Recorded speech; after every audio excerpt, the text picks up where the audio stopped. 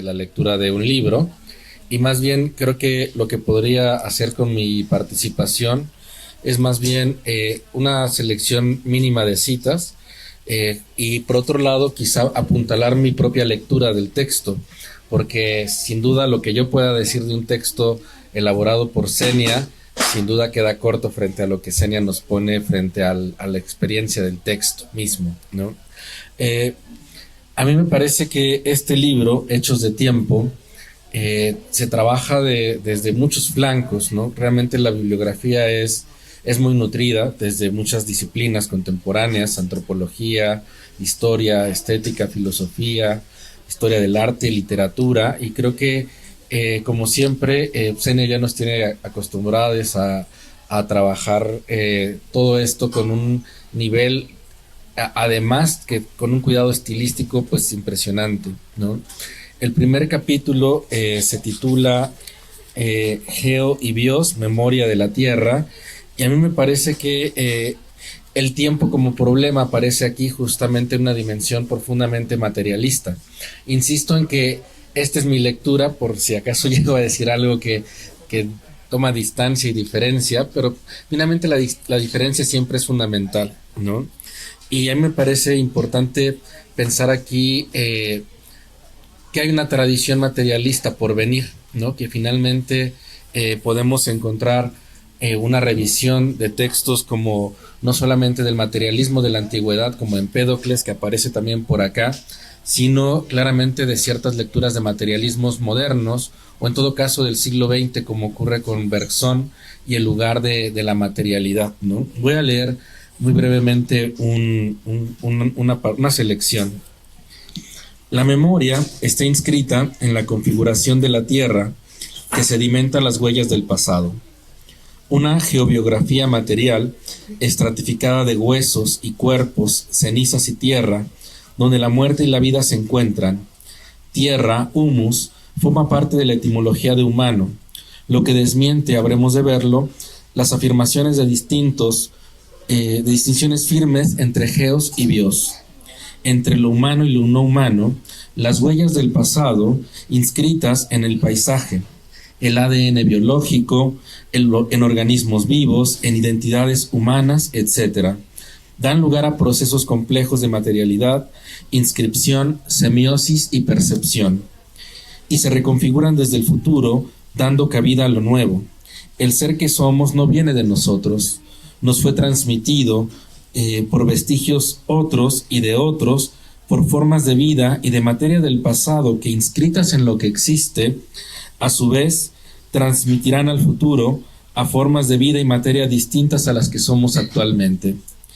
Todos mis átomos, antes de la mía, han dado cuerpo a miles de vidas humanas, vegetales, bacterianas, virales, animales, quién sabe a qué más darán lugar, ¿no? Y me parece que este breve horizonte deja ver todos los tipos de espacios con los cuales se está construyendo un diálogo, una dimensión espacial, una dimensión de la vida en sus múltiples modos de acontecer, ¿no? Insisto en que esto es principalmente una invitación, ¿no? Una suerte de aproximación mínima para que se den la oportunidad de revisar este texto y ver en qué sentido les interpela. Creo que la noción de vida es central en este primer capítulo, no solamente como una vida del individuo, porque justamente deja ver su conexión con la tierra, con el mundo y con un entramado problemático que involucra claramente otros tipos de vida como el animal y la vegetal, ¿no? Otra cita justo también de este primer capítulo. La vida repite la huella de lo que no es, para lo que todavía no es. Entonces, el no ser es interno a la vida misma. Es parte de la vida y la acompaña siempre. No es un acontecimiento al final de ella. Hay dos contaminaciones posibles entre la vida y la muerte. Por una parte, una vivificación de lo inanimado o una vitalización de la materia, como vimos en el caso del carbono. Aquí hago una intervención mínima a mi cita porque creo que uno de los grandes aciertos de este trabajo de Senia es que no trabaja solamente desde un nivel de abstracción que pueda estar desarraigado de problemáticas concretas, sino que deja ver cómo la concreción de ciertas problemáticas, de ciertas escenas, de ciertos pasajes, sean literarios, sean filosóficos, sean políticos, no simplemente son ejemplos de conceptos filosóficos, sino que son la materia misma con la que el pensamiento se confronta. Bueno, y me parece que este vaivén entre concepto y casuística deja ver algo más que simplemente ejemplos, deja ver el lugar propio de esa materialidad específica del pensar, ¿no? Sobre todo pensando categorías tan cruciales como la tierra y la vida, ¿sí? Y justamente como formas del tiempo, ¿no? De una temporalidad que no es la abstracción de la conciencia, pensándolo en la fenomenología, o la de la historia en un sentido de un metarrelato teleológico que funciona simplemente para articular narrativas posibles, sino que aquí se deja ver su entramado profundamente estrecho, con la vitalidad que somos y de alguna forma también con la alteridad que está ahí presente, en cierto modo también en una prefiguración y en un acontecimiento diferenciado de la muerte, de muertes posibles que acontecen acompañando la vida misma, ¿no? Bueno, continúo con esta cita. Podemos entenderlo asimismo en la inscripción del no ser o la muerte en la esencia de todo lo viviente. La muerte fragmentaria y sucesiva, tal como se insinúa en todos momentos de nuestra vida, arrancándonos jirones de nosotros mismos y haciendo que en la carne muerta se multipliquen las células nuevas. Eso es una cita de Marcel Proust que está aquí. Dice, bueno, hasta ahí estaba la cita. El cuerpo está compuesto de células que lo preexisten, algunas de las cuales sobrevivirán después de su último aliento, como lo hacían también partículas, ondas y eventos microscópicos, celulares, subcelulares, moleculares, atómicos, subatómicos y cuánticos, que formarán parte de quién sabe qué más. Este conjunto animado, que es el cuerpo, se deshace constantemente. Miles de millones de neuronas mueren cada día. Cada día hay descomposición y recomposición.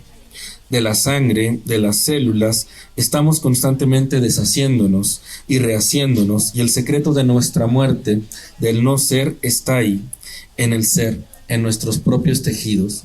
Me parece que más que insertar esto en una lógica binaria o dialéctica, permite ver más bien un ámbito de complejidad de discursos, ¿no? Y al mismo tiempo de complejidad de experiencias. Y insisto, creo que es una nueva materialidad porque no es una materia despojada de espíritu o de logos, sino que de hecho esa materia está insuflada de sentido, ¿no? Y está insuflada también de todo tipo de herencias. Algunas son rastreables y otras están ahí latentes en un estado quizá de virtualidad, pero que nos deja ver ese extraño lugar que a mí me hace pensar en este concepto derridiano de la vida a la muerte, no necesariamente en su no indistinción, sino aquellos lugares en donde se llegan a confundir o se vuelven pues quizá algo así como un indecidible, algo que acontece a la par, ¿no? No sé cómo voy de tiempo. ¿10 minutos? Bueno, que otro más. Bueno, en el último capítulo, insisto en que no voy a hacer un resumen. El segundo se llama Nervios para una imaginación política. Sobre esto voy a hacer un comentario muy mínimo. Creo que justamente desde una lectura que me parece una renovación, o en todo caso una actualización de formas de pensar lo neurológico, que no está claramente en un horizonte tecnócrata que busque la ciencia únicamente como un ámbito de verificación, sino que deja ver la noción de nervios justamente como una constitución perceptiva y material que nos vincula no solamente con el cuerpo como un ámbito anatómico, sino con el resto del mundo, justamente como un lugar hacia el cual se pueden extender sus raíces, sus hilos o sus alcances, justamente en los ámbitos de una articulación, de una percepción. Bueno, Seny explora varios ámbitos ahí, principalmente vinculados a una dimensión política de la temporalidad, ¿no? Eso es lo que podría decir muy someramente de esta segunda parte, y que en realidad no es una aproximación a lo político desde una perspectiva facilista, claramente tampoco es prescriptiva, sino que creo que abre horizontes para poder pensar una imaginación que en la política está constantemente jugándose en términos de cómo se producen las imágenes, qué es lo que estas imágenes significan socialmente, pero también en los alcances a la sociedad, a los individuos, y al mismo tiempo dejar ver que todo esto tiene que ver con un lugar de acontecimiento en el cuerpo, y el cuerpo como un lugar neurálgico o nervioso, justo como aclarará también hacia el final del texto. Y bueno, eso lo dejaría justo como mero esbozo del segundo capítulo, pero insisto en que esto no es un resumen, solamente es una mínima aproximación, ¿no? En el tercer capítulo, que se llama Deus Sive Natura, tríptico de transfiguraciones, Xenia hizo un ejercicio que a mí me parece bastante, no sé cómo decirlo, sobre todo porque está aquí al lado y no quiera sumarle adjetivos a lo que me parece mínimamente, pues, asombroso. Creo que es una cátedra también de cómo escribir y pensar filosóficamente desde un texto, porque se sirve también de la literatura de Coetzee y justo de un personaje que es Elizabeth Costello, o Costello, no sé bien cómo se pronunciará, ¿no? Pero que es justamente una literata que aparece en una novela de Coetzee y que abre toda una serie de preguntas sobre las relaciones entre el ser humano y la vivencia o los vivientes animales. Justo a partir de una escena de esta novela de Coetzee, en donde Elizabeth Costello pues empieza a explorar posibilidades de pensamiento que están registradas en este caso desde una textualidad literaria, pero que claramente tiene alcances filosóficos no solamente al interior de la novela, sino en esta exteriorización que está haciendo, o en esta selección que está haciendo Xenia al extraerlo de la literatura y ponerla más propiamente ya dentro de un ámbito metaliterario, porque no es propiamente la novela, pero ya en la novela misma ella estaba frente a una conferencia entre literatos y filósofos, lo cual me parece justamente un escenario filosófico de pensamiento, ¿no?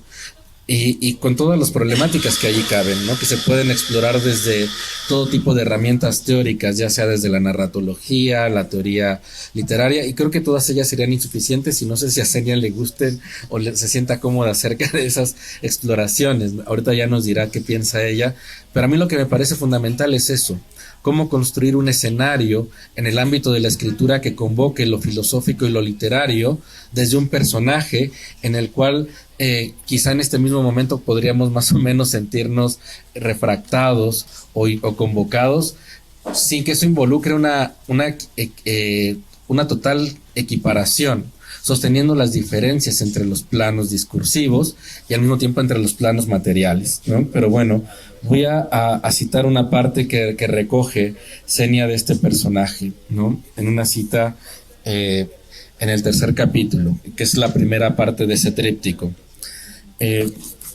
Dice: el poder del tiempo se liga a lo que es ser en el tiempo por un tiempo, al intervalo inquieto y tembloroso que es la vida. En ese intervalo, esto es Xenia, perdón, en ese intervalo, en cuanto a existencia temporal, el otro nunca se da como tal. El otro, cualquier otro, es ya no, es todavía no. Siempre está desincronizado consigo mismo, siempre retrasado y dislocado, siempre demasiado pronto o siempre demasiado tarde. Por eso hay en él un margen de indeterminación. Esto es lo que quiere señalar Elizabeth Costello cuando insiste en dirigirse al tiempo de la vida animal, al no dar por hecho que conocemos a los animales, y cuando se rehúsa a quienes quieren demostrar mediante silogismos la existencia de su alma o admirar sus músculos en un poema. Le interesa la indeterminación de la vida concreta que se rehúsa a ser capturada en el cepo de los significados o conceptos. Y viene esta cita que me parece muy ilustradora de la novela de Coetzee. Los animales no creen en la ecología. Esto es lo que está diciendo Elizabeth en la novela, ¿no? Ni siquiera los etnobiólogos abogarían por lo contrario. Ni siquiera los etnobiólogos dicen que la hormiga sacrifica su vida para perpetuar la especie. lo que dicen es algo sutilmente diferente, que la hormiga muere y que la función de su muerte es la perpetuación de la especie. Todo lo que se diga de que los animales les importa la vida menos que a nosotros, todo el que diga que a los animales les importa la vida menos que a nosotros, es que no ha tenido en sus manos a un animal que lucha por no perderla. La totalidad del ser del animal se implica en esa lucha sin reservas. Todo su ser se encuentra en su carne viviente. Si no les convenzo, es porque aquí mis palabras no tienen el poder de evocar ante ustedes la integridad, la naturaleza no abstracta, no intelectual de ese animal. Esa sería la última cita que hago, pero a mí me parece fundamental pensar esto, que si ya en la primera parte, cuando está pensando la tierra y cuando está pensando el cuerpo, ¿no? Como formas de una temporalidad material con relación a lo geo-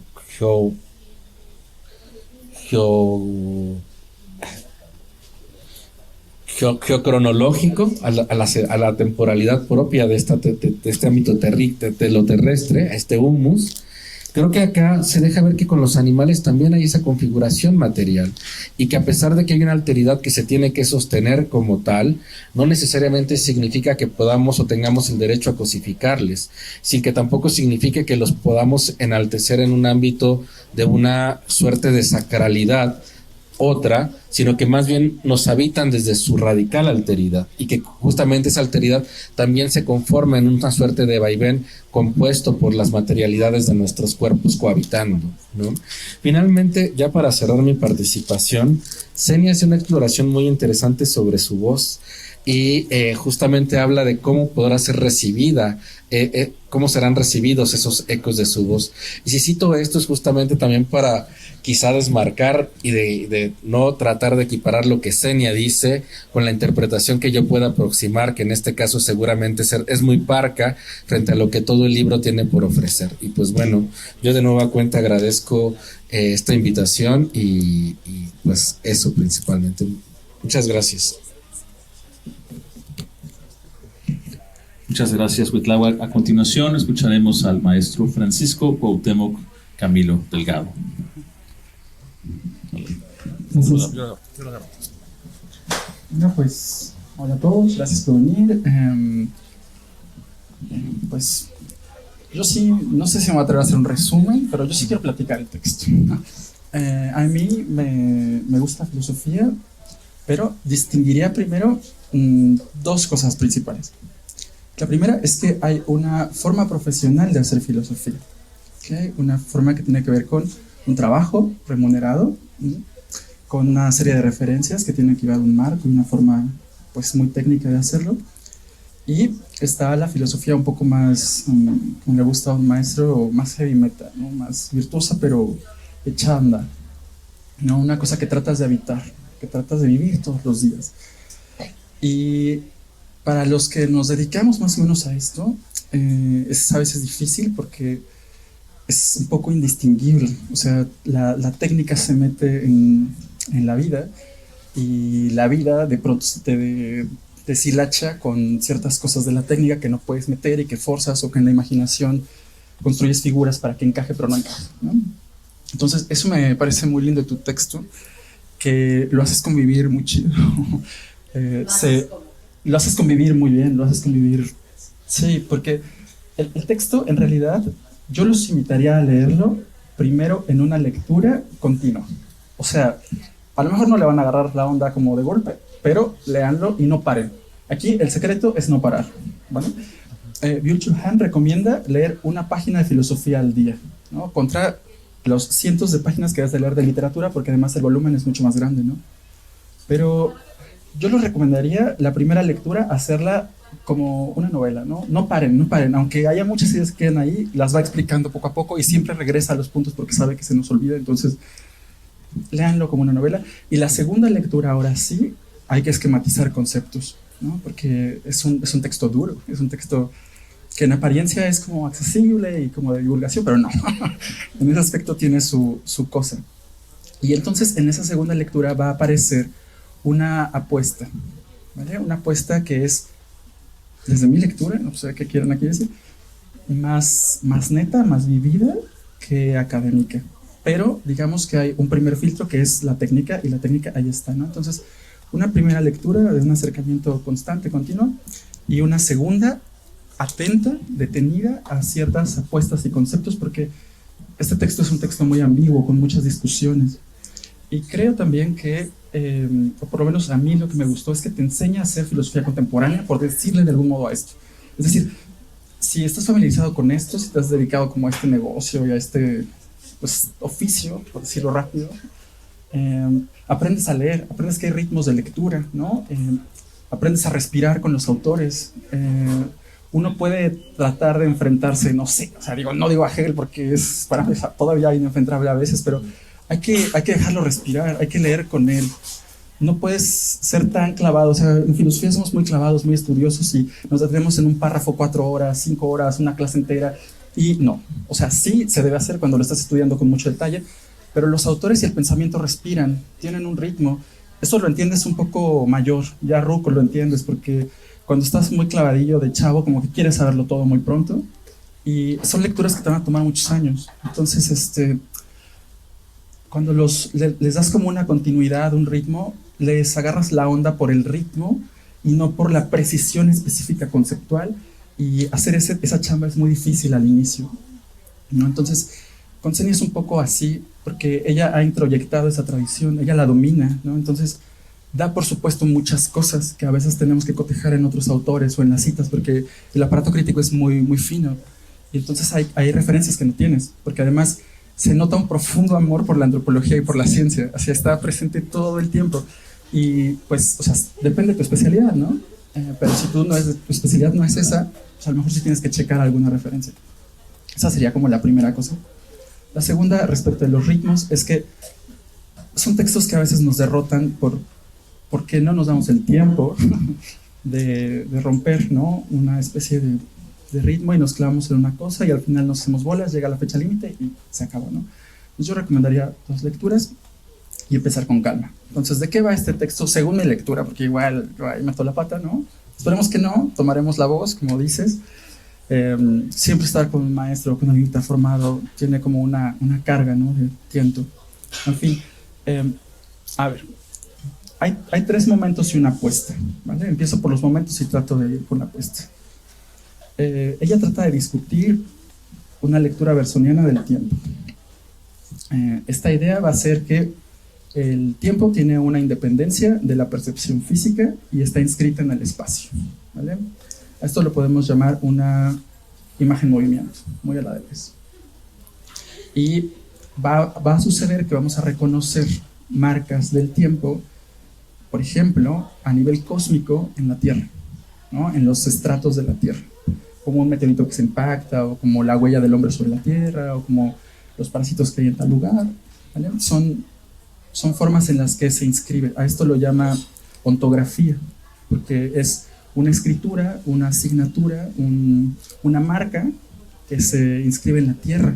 Por eso la Tierra le importa mucho, porque la Tierra está determinando una concepción de la temporalidad que no le atañe a lo humano, que está más allá de lo humano. Porque eso es importante, porque a veces nosotros como, yo no sé si especie dominante, pero como los más violentos y aprovechados de la Tierra, nos arrogamos el derecho de determinar qué son todas las cosas, ¿no? Y nuestras prácticas vitales funcionan a través de esa apropiación, no solo con la naturaleza o con los objetos, sino con las alteridades, con nosotros mismos, con las personas semejantes a nosotros. Y detrás de eso siempre hay una historia, una narración, una temporalidad. Y cuando se hacen discursos genéricos que tratan de establecerlo de manera temporal, o categorías filosóficas universales que no introducen las variables del tiempo, de las imágenes, es decir, de los problemas reales, del sufrimiento de la gente, de intereses, entonces no es tan neta, es una forma de distracción para no discutir, para no confrontar a los demás, ¿no? Esa es una de las, por ejemplo, filosofías dentro de esta filosofía. Aquello que no está inscrito en una temporalidad es muy sospechoso, ¿no? O sea, tiene como un segundo interés porque está anulando una cosa que está ahí puesta. Bueno, entonces, la primera cosa que quiere hacer es desarticular el tiempo de estas formas trascendentalistas kantianas y de las formas cientificistas, positivistas, de que el tiempo es lineal, ¿no?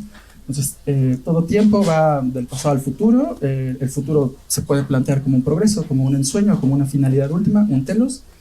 Y frente a eso todos respondemos como especie. Y ya dice, momento, ¿qué tal que no? ¿Qué tal que el tiempo no funciona de manera lineal y tal, sino que está incrustada en el espacio, y esa incrustación hace que se pueda multiplicar sus formas de recepción en el futuro dependiendo de las herramientas que tengamos para leer las inscripciones que hay en la Tierra?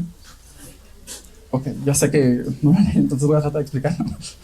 Un poco la idea es que las marcas que hay tanto en la Tierra como en la historia de la humanidad dependen de herramientas que en el futuro se van a tener. Si antes no teníamos, por ejemplo, el método químico del carbono 14 para determinar cosas y de pronto lo tenemos, vamos a encontrar en los objetos del pasado unas señales que sin esa técnica no podríamos tener. Pero si se desarrolla otra distinta al carbono 14, vamos a encontrar otras cosas. Entonces, aquello que está en el pasado no está siempre del todo perdido, sino que va a depender de los recursos que tengamos en el futuro y o en el presente para leerlo, para articularlo e interpretarlo. Y eso implica un desfase en la concepción, en cómo pensamos el tiempo.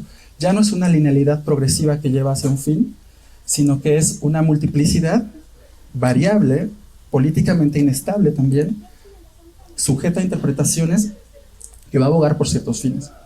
Entonces ya el tiempo no es lineal, empieza a fisurarse. Otras formas en las que esto se inscribe, pues es la vida, aunque en eso no me quiero detener por ahora. ¿Por qué? Porque me interesaría desplazarlo como a los otros dos movimientos. Digo, el primero es cómo se inscribe en causas físicas más allá de la psique y de la humanidad. El segundo sería cómo nos afecta en términos de convivencia. Y ahí el segundo capítulo de nervios. Nervios son las conexiones que tenemos, como nuestra apertura al mundo, pero no están supeditadas al cuerpo ni al sistema nervioso, sino que dependen del mundo mismo para recibir estímulos. En la medida en que el mundo te estimula, te permite percibir ciertas cosas, tú, no tu entidad, pero la entidad de todos, reacciona a esos estímulos y se nutre de ellos, y entonces aprende formas de percibir, aprende formas de relacionarse, aprende las imágenes que estos objetos producen por sí mismos, y no imágenes que creemos que nosotros producimos de los objetos, sino que ellos mismos irradian cosas. Bueno, el caso es que en tanto que tú eres influido por el mundo y, digamos, tienes una experiencia del mundo, esta experiencia es compartida y está delimitada por comunidades, por personas que tienen a veces leyes no establecidas de cómo conciben esas cosas, esa forma de vivir, ese estilo de vida, tiene un término técnico que no recuerdo, pero es una moral, digamos, común. Esta moral común va a permitir que tú te reconozcas a ti mismo. Entonces la identidad ya no es solo tuya y una cosa que tú produces, sino que está, digamos, mediada por un ambiente que tú no decides, ¿no? Y en este ambiente hay una serie de fuerzas que te van a restringir el movimiento y la percepción del mundo y tu relación social en ella, en la que recurre al término de maná en un amplísimo sentido. Si quieren ahorita lo resumo, porque traigo el resumen, pero no tiene mucho sentido porque está más como escrito y aquí es más plática. Pero bueno, al reconocer estos estímulos aprendes formas de vivir, y las formas de vivir se han tecnificado no solo históricamente, sino culturalmente, antropológicamente, a partir de impresiones, de sentidos. Y una de las formas con las que va a discute con varias, porque se la pasa discutiendo siempre con las formas dominantes de estructuración de la sociedad, es con el Estado. La del Estado me parece particularmente fuerte, es muy dura la conclusión a la que llega. Yo sí les doy spoilers, pues para que sí se vayan a comprarlo, porque es un texto de todos modos que les va a durar para un rato. El problema que plantea frente al Estado es que hay una especie de estructuración genérica de los modos de ser a través del Estado, que ha generado a lo largo del tiempo mucho sufrimiento, mucha violencia, y el rollo con eso es que puede haber desquite y revancha, pero eso solamente es la reproducción misma de la lógica del Estado, más violencia. Y si no habría una memoria práctica, una memoria de las prácticas empíricas que te impulsaría a buscar la sobrevivencia por encima de una salvación, por encima de un cambio radical, por encima de una revolución, lo que quiera que eso sea, que te permita vivir, que te permita seguir existiendo. Yo ahí noto una conexión, por ejemplo, con las últimas apuestas de Bolívar Echeverría, de la modernidad barroca, en la que lo más importante de una negociación con el capitalismo no sería una revolución o una transformación social, sino la posibilidad de vivir con cierta paz y sin ser asesinados, sin ser violentados todo el tiempo, sin tener miedo, ¿no? Entonces, frente a eso, su conclusión es también muy dura porque pues no hay muchísimo que se pueda hacer. Nos podemos organizar y podemos intentarlo, pero finalmente eso está allí y lo que importa es mantener la vida, no hacer un nuevo héroe, no formular una imagen edificante de salvación o de un logro o un modelo, un sistema filosófico que todos acatemos y entonces nos rescate de esta porquería, sino simplemente no vivir destruidos. Y eso ya es bastante, y sobre todo es bastante en este mundo. Y finalmente, el último movimiento, vean cómo van, como de lo cósmico geológico, a las prácticas e interacciones multitudinarias, colectivas de la sociedad, y va a regresar un poco, no al individuo capitalista o al sujeto moderno, sino a ciertas experiencias, digamos, que pueden ser particulares, y que van a englobar a seres no necesariamente humanos, como los animales, que es lo que citaba Kutlauer. Ahí lo que va a discutir es una manera en la que nosotros nos hemos, como especie, arrogado el derecho del sufrimiento de cualquier otra especie y no concebimos ni siquiera discutible discutible en términos de considerarlo, ¿no? De ya no matar animales, de ya no ejercer más violencia y sufrimiento. ¿Por qué? Porque no está bien. Porque no se siente correcto estar danzando todos los días, a todas horas, 24 horas sobre los cadáveres y el sufrimiento de millones de animales, que es la cita que hace de Elizabeth Costello. Y el simple pronunciamiento de algo así es insoportable, ¿no? Eso es lo que le llama la atención, esa experiencia de insoportabilidad frente a una alteridad así que no se puede quejar, que no puede ser otra cosa, ¿no? La segunda, que es muy dolorosa por distintas razones, tiene que ver con el duelo. El duelo en términos de pérdida de personas, de muerte, ¿no? Que además es muy ambigua porque no es, o sea, en todo el texto esto está siempre presente, también hay que insistir, no es la muerte de la finitud, no es una concepción de tiempo de origen y fin, nacimiento, muerte, que es una lectura lineal del tiempo, es justo lo que está criticando, sino que es esta ambigüedad en la que dentro de la vida hay cosas no vivas. Por ejemplo, experiencias que ya no pueden volver a ser, como tras un secuestro o tras una violación terrible, ¿no? Que nuestra materia misma, que es inerte, ciertas cosas como las células viejas que se descomponen, forman parte de este ciclo de vida de estar animado. Entonces no es este animismo unilateral genérico de una concepción lineal del tiempo, sino es una cosa que pasa por ciertos momentos, por ciertas pérdidas, por modificaciones, mutaciones. Hagan de cuenta que imaginen el tiempo como una cadena con muchas ramificaciones o curvada como las formas del ADN, al que se le van pegando otros atomitos u otras formas de temporalidad pues, conforme va avanzando, y que no es siempre pareja. Entonces no es una cadena, sino es una cadena que se pega a muchas cosas, que se rompe y toma otros rumbos, o que el pasado sigue perdurando en ella, cosas así. Entonces, respecto a esa imagen tiene mucho que ver el sufrimiento, porque el sufrimiento es casi como productor de las formas de la existencia, ¿no? Que vivimos y que presenciamos, y en su ausencia, o la ausencia del tiempo, la ausencia de la persona en nuestro tiempo se extiende desde que no está hasta el presente, y hay que soltarlo. Y eso modifica a lo que somos y las experiencias de vida que tenemos. Ahí discute con Freud esta idea de duelo y melancolía. Como en el duelo, pues, sobrevivir eso y reestructurarte, y en la melancolía, pues, te quedas aferrado a una forma narcisista en la que esto persiste. Sí.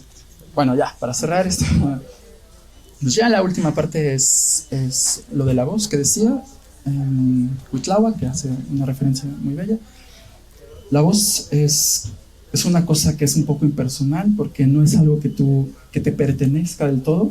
Sus inflexiones, matices sí, pero está influida por tus referencias, por tu condición social, por tu momento histórico, por las cosas que padeces, y en la que no siempre te reconoces y encuentras un rechazo incluso de ti mismo, pero es el único medio a veces que existe para registrarte y reconocerte. Entonces ella nos invita a tomar la propia voz, a no dejarla perder, porque es algo que está siempre como en un filo muy delgado que se puede ir.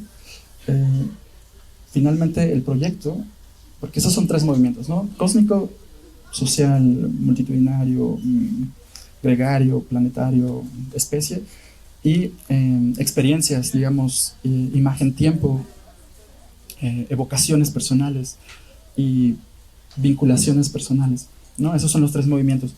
¿Hacia qué? Hacia formas posibles de pensar la diferencia. Eso está muy al inicio en la introducción, pero me llama mucho la atención que a veces buscamos soluciones para las cosas, y no siempre hay que buscar soluciones para las cosas. Hay que hacer no solo cierto tipo de preguntas para no caer en falsos problemas, sino para buscar diferencias que permitan intersticios, rupturas, de ver otras formas posibles de ser. Dejémoslo allí. Muchas gracias, Camilo, de verdad, y muy interesante. Ahora voy a ceder la palabra a la doctora Xenia para que pueda hacer algún comentario sobre lo dicho, algún añadido, ¿no?, al respecto, y abriremos un poco las preguntas para ustedes si quieren hacer algún tipo de cuestionamiento, ya sea a nuestros presentadores, pero también a la doctora Xenia. Pues muchas gracias de verdad por este libro. Todo lo que han dicho los compañeros Cuitláhuac y Cuau creo que es cierto. Creo que es un libro que nos invita a repensar nuestra relación con el tiempo, lo cual implica repensar nuestro propio ser, porque somos tiempo, ¿no? Y nos percibimos, nos planteamos proyectos, nos recordamos, nos vivimos a través del tiempo, y creo que está haciendo una apuesta aquí muy interesante de replantear todo eso, no solo a nivel de mundo, de tierra, a nivel personal, sino interpersonal, ¿no? Entonces, Xenia, muchas gracias, te cedo la palabra. Pues muchas gracias a ustedes. Yo creo que para mí, por lo menos, el estado con el cual yo describo la felicidad es el agradecimiento. Entonces les agradezco mucho porque estoy muy feliz por todo lo que me están brindando. Muchas gracias. Bueno, lo que este no es un libro de prescripción o de normatividad. Yo no puedo fungir como amo del saber porque no lo soy. Soy alguien que tiene la suerte de haberse podido dedicar mucho tiempo a un oficio que ama, que tiene que ver con el pensamiento y con la transmisión, y que trato de utilizar todas mis herramientas para plantear una propuesta de pensamiento en la que espero que otras personas me puedan acompañar, ¿no? Esa es como una cuestión. Entonces no es un libro prescriptivo ni normativo, no van a encontrar qué tengo que hacer o esto es lo que hay que hacer. El libro tiene que ver con 3 momentos, como bien dicen, y tienen que ver con, de alguna forma, con ubicar como problemas que a mí me venían como atormentando. En el libro, de algún modo, está presente todo lo que yo soy porque yo escribo así, con todo mi bagaje personal, mi bagaje como profesora, mi bagaje. Entonces trato de no sacrificar complejidad porque me parece que es una falta de respeto para quien lee, pero de ir despacito explicando por qué me importa que se lean estas cosas en cierta manera y por qué lo considero así. Eso tiene que ver con mi oficio, que es parte de mí. Entonces, bueno, de alguna manera el libro en estas 3 partes, la primera parte tiene que ver con la memoria de la Tierra y con toda esta forma distinta de pensar el tiempo por 2 cosas. Una, porque estamos en un momento en el que las fronteras o las barreras entre las ciencias sociales, humanidades y lo que son las ciencias biológicas, geológicas, la física y demás, están siendo altamente cuestionadas. Entonces se requiere que ya las personas que nos dedicamos a la filosofía y al pensamiento superemos ciertos complejos y nos atrevamos también a discutir cuestiones que tienen que ver con física, con biología y con otras cosas y que nos están hablando fuertemente de nuestro tiempo hoy.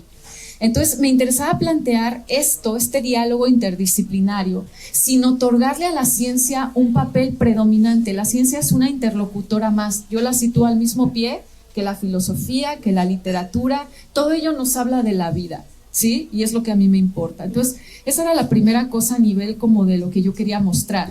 Me interesaba mostrar una idea donde podemos seguir pensándonos como subjetividades, como sujetos, pero no de manera antropocéntrica, es decir, no de manera como si fuéramos el centro del mundo, sino que como si estuviéramos, porque parece que lo estamos, habitados por ciertas formas de vida mucho más antiguas, por cuestiones que no solo son orgánicas, sino inorgánicas. Y en este sentido formamos parte de algo mucho más grande de lo que es la brevedad de nuestra pequeña vida o biografía.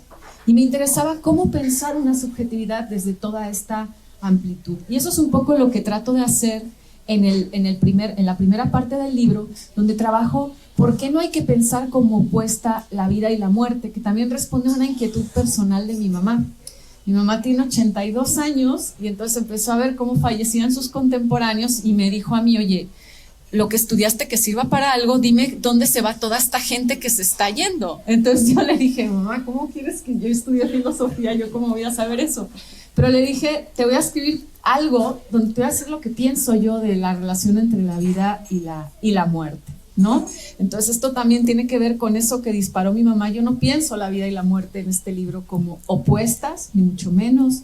No pienso la muerte como un final absoluto de todo, y lo hago sin apelar a un Dios ni a un más allá como comúnmente se entiende. Lo hago apelando al movimiento de la vida misma, que además, pues todos los que estamos aquí, en realidad todo aquello de lo que estamos estaba desde hace muchísimo antes, desde que nosotros naciéramos, ¿no? Todas las partículas que nos componen han estado componiendo otras muchas cosas, ¿no? Entonces, bueno, en este sentido, digamos que esa es como la primera parte.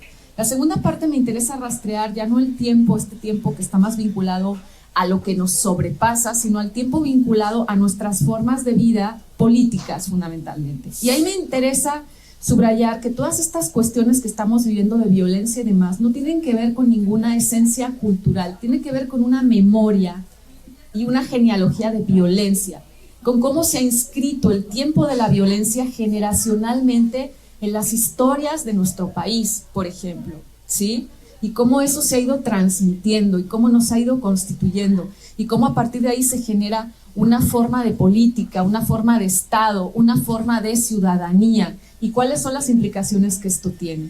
En este capítulo a mí no me interesa postular, como bien decía Camilo, la idea de, yo me pregunto por qué la política es siempre vista como agón. Agón, que es la palabra griega de donde deriva también agonía, significa lucha. Pero si tú vas a la gente piensa que lo que le interesa de la política no es necesariamente siempre la lucha. Yo no digo que la lucha esté mal, yo lo que digo es que no siempre es así. A veces la gente lo que quiere es plantearse cómo podemos seguir viviendo juntos. Cuando yo sé que en este pueblo la mitad trabaja para uno, la mitad trabaja para otro, que en este pueblo quién sabe qué pasó con tal persona, que yo no sé si estuvo involucrado en la desaparición de alguien que yo conozco. Entonces a la gente le interesa cómo podemos seguir viviendo juntos. Y yo en este capítulo lo que discuto es que se cree que los problemas políticos se resuelven, por ejemplo, a base de todas las pugnas que hay ahorita por la lucha por la memoria histórica, por todas las cuestiones y yo digo, no es que eso esté mal, es que lo que yo señalo es que la primera forma de política se sostiene no a base de esas cosas, sino en la memoria política que guardan los cuerpos que han sido violentados. Entonces, ¿qué tipo de memoria es esta? ¿Qué tipo de tiempos sedimentados guardan tantos cuerpos que generacionalmente guardan historias de explotación laboral, de explotación sentimental, familiar, de violencia en sus casas, de todas estas cuestiones, ¿no? ¿Qué pasa con todas esas historias y cómo la gente va, sin embargo, tratando de anudar su vida? No es un capítulo muy duro, efectivamente, porque yo creo que ahí no nos sirven términos como resiliencia, como heroísmo, porque no es eso. Todo lo que la gente hace para poder reanudar la vida hilo a hilo es ambiguo, ¿sí? No es blanco o negro, implica ceder cosas para valorar otras. Implica que muchas veces toda esta cuestión que se dice, la gente tiene que hablar sí o sí. Hay gente que no habla, sino porque ha hecho una elección entre lo que significaría hablar y lo que es necesario callar para cuidar. Y en este sentido yo no digo que esa elección esté bien o que esté mal. Lo que digo es que así son las elecciones de vida, son difíciles, son duras, no son transparentes, no son claras, no hay un solo camino. Y eso es lo que me interesaba mostrar en este capítulo, ¿no? Y en el tercer capítulo, que tal vez es un capítulo más vinculado a lo que yo llamaría lo íntimo, que es cómo vivimos todas estas cuestiones que tienen que ver con el tiempo. Primero, el tiempo en el que tú tienes que tomar una decisión, que es Elizabeth Costello, que es una mujer que está atormentada porque empieza a ver vivencialmente qué significa que los animales sufran, o sea, que haya mataderos a este nivel. Y ella, quiero decirles, no es vegetariana, no es vegana. Su pregunta no viene desde ese activismo. Su pregunta viene, ella dice, yo voy vestida incluso con cosas que tienen piel. Lo que a mí me escandaliza es que nadie se haga una pregunta de qué significa vivir, de a quiénes matamos cuando vivimos. Que eso no nos genere un solo interrogante, porque a lo mejor si empezáramos a situarnos en ese abismo de pregunta, nuestra forma de ver a esos otros se transformaría. Ella les dice claramente, yo no sé qué tenemos que hacer, mi tema no es hay que cerrar las fábricas de no sé, eso no es mi tema, ese es el tema de ustedes que no aguantan una pregunta, inmediatamente quieren, pues hacemos esto, sostengan la pregunta. A lo mejor lo que necesitamos es sostener las preguntas para transformar nuestra mirada. No, que no me moleste la pregunta y ya pasemos a otra cuestión, ¿no? Entonces, ese es, por ejemplo, un caso, el tiempo en el que tú te expones a una pregunta que te quema, a ver, no la cierres, sosténla. ¿Qué es lo que quiere hacer Elizabeth Costello con la idea de, yo no sé si tenemos que matar animales, no sé qué tenemos que hacer, lo que sé es que me parece obsceno que no haya esa pregunta de cómo comemos, cómo nos alimentamos, qué implica que estemos vivos. Entonces, la otra cuestión que me parece importante en este capítulo, además de este tiempo de exponerse a la pregunta, es el tiempo de nuestra relación con la muerte y con los muertos, ¿sí? Y con lo que yo llamo los dioses, porque para mí los dioses son escalas de tiempo, son la forma en la que los humanos nos hemos relacionado con escalas de tiempo que nos sobrepasan. Entonces, en ese sentido, los dioses para mí a veces menguan, a veces no los vemos y a veces son como la luna, aparecen, renacen. Entonces, soy como más los de Oaxaca que piensan que Dios nunca muere en ese sentido, ¿no? Se transforma en otras cosas. Y me interesa además esta relación con los dioses y con los muertos, la relación en la que llega un momento en la vida en que una persona se tiene que hacer cargo de su voz ante otras personas. Y ese es un tiempo crucial. Es decir, tengo que exponer mi singularidad. Tengo que darme a escuchar por otros y por otras, porque sin esos y sin esas otras yo no soy, pero al mismo tiempo soy una singularidad, tengo un tono, una inflexión distinta en ese mar de otros, y se trata de exponerlo. ¿Qué es lo que nos lleva a exponernos o a no exponernos? ¿Qué es lo que nos hace de alguna manera ser sujetos que se arriesgan a compartir con otras y con otros, o ser sujetos que no lo hacen? ¿Y cuál es el tiempo crucial en el que esto se define? Entonces, bueno, estas son un poco como las ideas que trabajo en el libro y pues les agradezco muchísimo a quienes están aquí por la escucha. Les agradezco a Camilo y a Cui, porque además, curiosamente, por eso digo que estoy muy feliz, porque estoy muy agradecida, porque ambos estuvieron en clase. Bueno, yo fui su profesora en algún momento dado de sus vidas. Entonces, para mí, verlos ya así, que me comenten, es así como wow, ¿no? Qué bien. Entonces, sí, ya voy a acabar yo como un pavo real. Pero bueno, pues les agradezco muchísimo y bueno, eso es todo lo que diría. Muchas gracias.